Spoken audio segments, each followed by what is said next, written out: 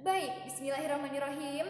Assalamualaikum warahmatullahi wabarakatuh. Selamat siang, salam sejahtera bagi kita semua.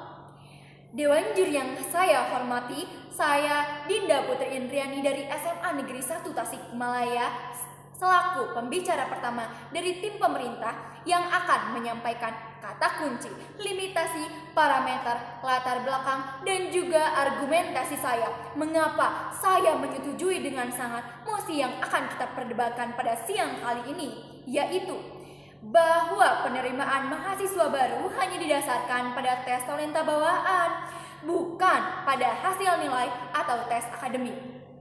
Baik, sebagaimana yang akan kita perdebatkan kali ini, kami mendapatkan dua kata kunci untuk memperkuat argumen yang akan kami paparkan selanjutnya, yaitu yang pertama adalah tes talenta bawaan.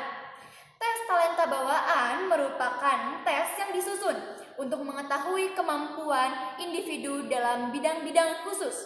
Sedangkan kata kunci kami yang kedua yaitu tes akademik.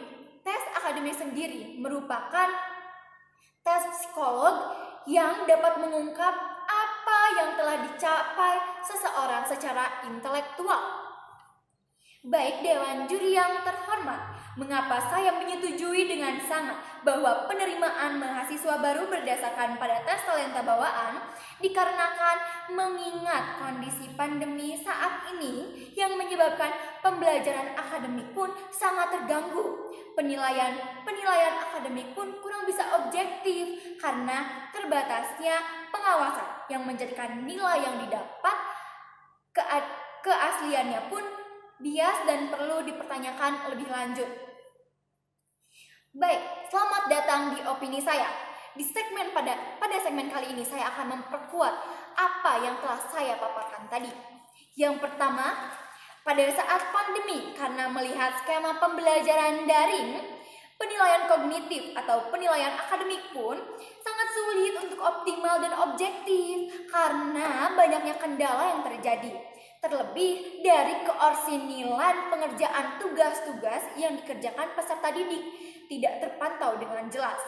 Dan secara mental peserta didik pun bakat bawaan dan skill pribadi akan lebih maksimal, percaya diri, dan lebih mumpuni ketika melanjutkan ke jenjang selanjutnya. Peserta didik pun akan bersungguh-sungguh dalam mempelajari apa yang sudah menjadi minat bakat dan kemampuan alamiahnya yang dimilikinya. Dan karena sudah akan menuju ke ranah yang lebih tinggi, yaitu ranah perguruan tinggi, bukan lagi saatnya untuk mengejar nilai akademis saja, tetapi dibutuhkannya juga skill yang kompeten untuk lebih matang dalam meniti karir dan juga berkontribusi langsung di lingkungan masyarakat. Dengan mirisnya, seperti contoh, calon mahasiswa baru saat ia di masa-masa SMA, ia akan berambisius untuk mendapatkan nilai akademik yang mumpuni.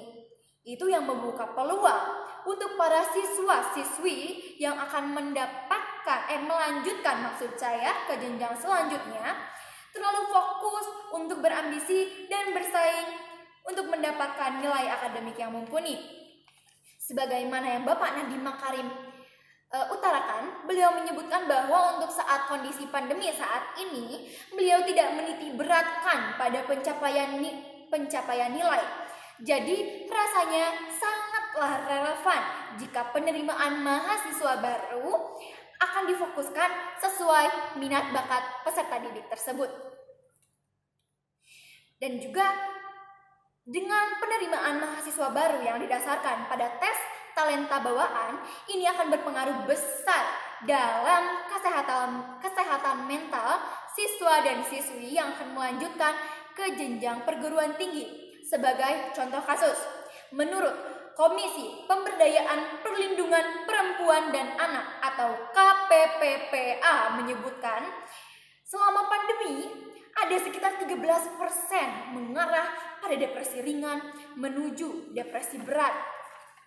Dan seperti yang telah saya dapatkan data dari medcom.id, seorang siswi SMA di Goa, Sulawesi Selatan di sana bunuh diri menggunakan racun yang diduga bunuh diri tersebut depresi dan stres menjalani pembelajaran jarak jauh ini. Jadi rasanya sangatlah miris jika penerimaan mahasiswa baru hanya dititik beratkan pada nilai akademik yang belum bisa dipastikan keasliannya. Bukan berarti asli nilainya saja, tetapi perlu ditanyakan juga kebenaran dan kejujuran mengenai siswa dan siswi dalam pengerjaan tugas dan sekolahnya. Terlebih lagi, banyaknya peluang terbuka saat pandemi untuk para siswa dan siswi yang ingin mengembangkan minat bakat dan skillnya masing-masing. Karena sudah banyaknya peluang terbuka lebar lomba-lomba minat bakat yang dilakukan secara daring dan persyaratannya pun terjangkau. Itu juga dapat memperbaharui maksud saya sumber daya manusia yang bertalenta karena sudah dikembangkan sejak dini dan difasilitasi dan ditindaklanjuti oleh perguruan tinggi menjadi lebih matang dan lebih mumpuni.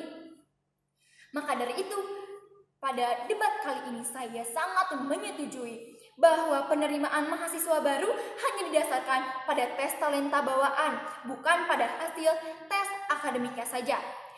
Dari saya sekian, wassalamualaikum warahmatullahi wabarakatuh.